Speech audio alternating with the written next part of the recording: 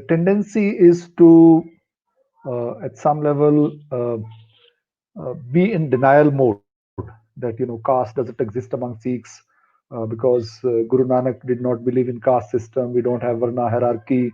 We don't have Zat Path, and our scriptures are full of that, which I think we should feel proud of and we should kind of foreground. But feeling proud of them also uh, adds a responsibility to us, and that is to look at empirical ground reality. So empirically, it exists, and I think we need to recognize it, and all of us need to recognize it, and we need to then expand our vision in the present context. I think we need to go back to our text, but at the same time, the present context is present context. The number of communities that you have, we were talking about nation state, we were talking about globalization and the kind of possibilities that we have today, both ways, positively, negatively, in terms of drug. Question of gender is very closely tied to question of caste because intermarriages, etc., that is at global level. So one needs to look at the complexities of caste question. It's not simply a question of hierarchy. It's also a question of gender and violence. It's also a question of distribution and inequality. It's also a question of being open, being kind of accommodative to everyone. For example, in diaspora, I understand that there are problems that if young women want to marry outside their community, the gurudwaras will not allow them to marry there. In some cases in Britain, I had heard about. So we need to put these questions on table as real questions of negotiating with the emerging world. And every community has to negotiate with the emerging world.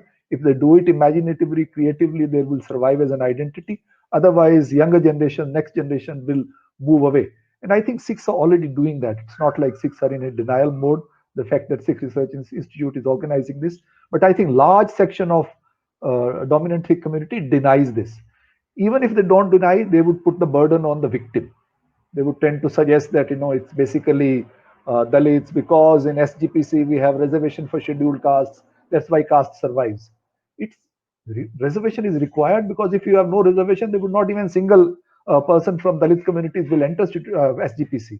There were questions raised when Ragi Nirmal Singh died 4 months back after because of COVID, and many people complained that he was treated badly, and he himself has written on it. So caste is practiced within Golden Temple in some sense even today, and I think we should bring in that question, and that should have been talked about by the community much more than it has been. If he is complaining about it, if his family is complaining about it, we need to take it seriously. We can't just say that yeah, they are just being fussy and they don't really understand. This was a different kind. No, there are issues, and I think we need to recognize it and not put the burden. And my final point is that caste is inequality. Caste is hierarchy.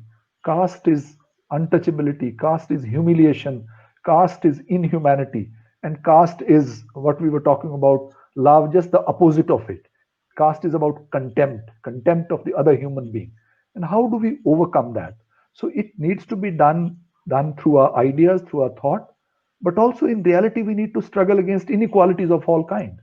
Right? In United States, for example, if the racial inequality exists, caste inequality will also exist simultaneously because inequality is the practicing value. Even though the United States Constitution might say equality, but the white privileges are very proud of themselves. And it is also related to, for example, inequality among gender. I think that's where I think we need to go back to Nanak, where there's a notion of universality, that there's only oneness. And we need to kind of translate this oneness into common humanity. And that common humanity is what, at some level, even contemporary world needs everywhere. But we don't need to be sectarian about it. Doesn't mean that you have to become a Sikh in order to become one world. One means with diversity, you're still one. You're one human being, whosoever you are. And the Sikhs have not been sectarian actually in their practices. They've not gone around and saying that you have to convert to Sikhism in order to understand Nanak's message. And I think those are things that we need to kind of emphasize, and we need to say these are our central values. And those central values then also I think will strengthen the community at some level.